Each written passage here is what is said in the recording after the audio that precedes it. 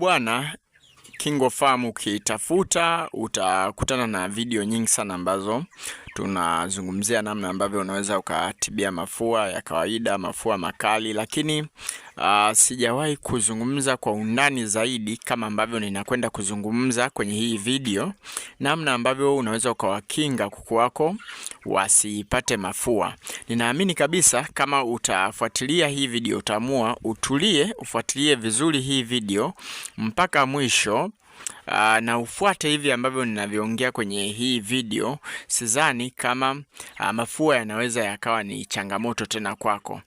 Sisi pia hapa shambani kwetu tumepitia changamoto kadha wa kadha za mafua, kwa hiyo tunaelewa sana. Mimi binafsi ukiniuliza kuhusiana na ugonjwa ambao unamtesa mfugaji, yani ugonjwa ambao unaweza ukakunyanyasa, najua mnaelewa tunapozungumzia kitu ambacho kinaweza kukunyanyasa. Sasa ugonjwa ambao unaweza ukamnyanyasa mfugaji yeyote yule kwenye ufugaji wa kuku ni mafua.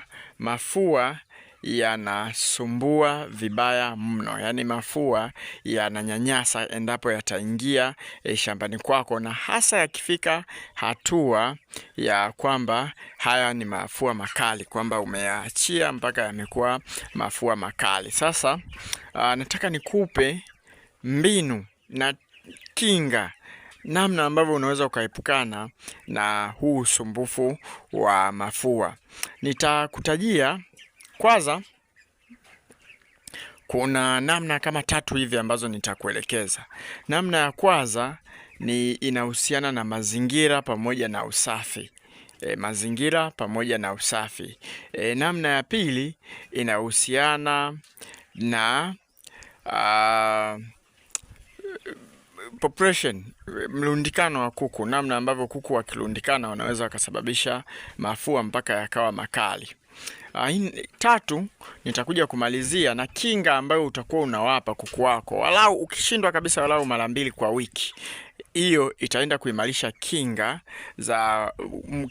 kwenye mwili wa kuku, ili kumfanya asipate mafua kiurahisi. Hata ikitokea mafua yakaingia kwa bahati mbaya kwa kuku mmoja au 2 watatu shambani kwako, basi hayatapata nafasi ya kusambaa kwa upana zaidi.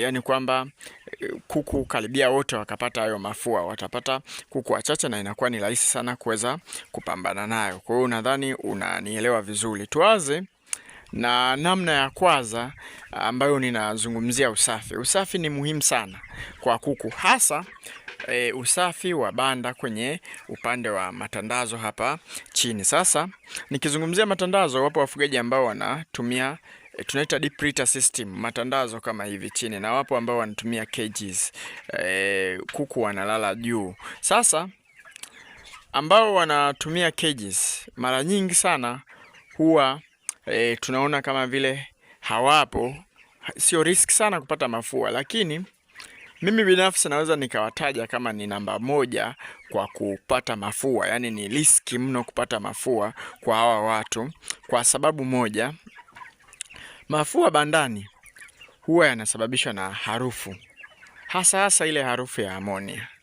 Na kama unatumia keji, husafishi vizuri kile kinyesi chini, unakiacha kinakaa siku 2-3, ile harufu ile inakwenda kutengeneza mafua. Ni bora hii deep litter system, huaga ina tabia fulani, kuku akijisaidia inafyoza kile kinyesi. Ikifyoza hicho kinyesi, matokeo yake ni kwamba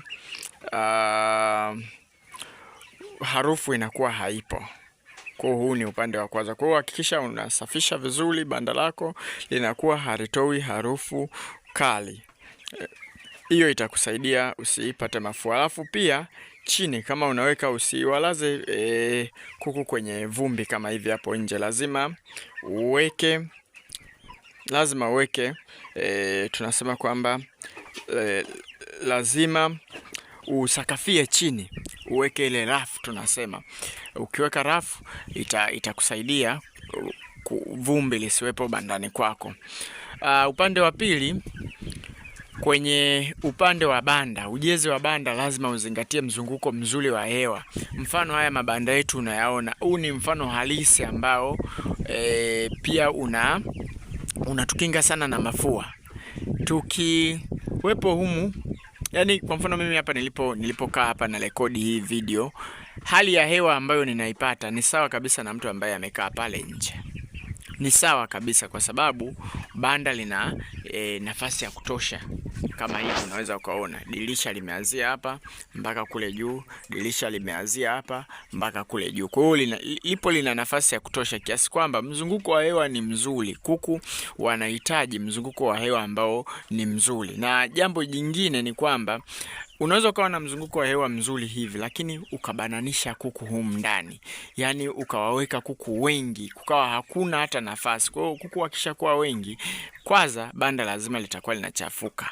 Pili, hili eneo litakuwa linatoa harufu, yani tunaita kwenye wale ambao wamesoma biology, kuna kitu kinaitwa diffusion, yani harufu kali inakuwa inatoka kwenye hili banda inakuwa ndio inaenda kwingine. Ndio maana kuna maeneo, mfano sisi hapa shambani, ukifika hapa shambani huwezi ukasikia harufu ya vinyesi vya kuku, ile kama amonia ile inayonukia vile, huwezi ukaisikia hapa kwa sababu hatujazi kuku bandani.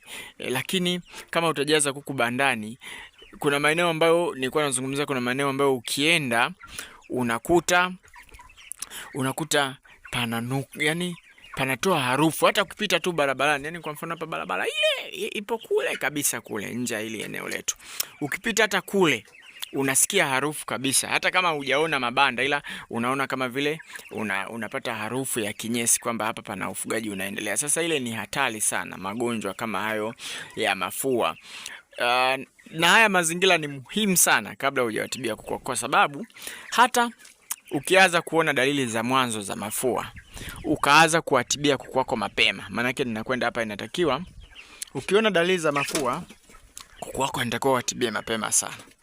Ukaona dalili zile za mafua ukaanza kuwatibia kuku wako mapema, inakuwa ni kama ile wanapona wanapata mafua, wanapona wanapata mafua, wanapona wanapata mafua. Kwa sasa ile hali inaenda mpaka mafua yanakuwa sugu, unakuta macho yanavimba, vitu kama hivyo. Hapo kuku wanakuwa tayari wameshafika kwenye hali mbaya na vifo. Hapo sasa unaanza kukutana na nini?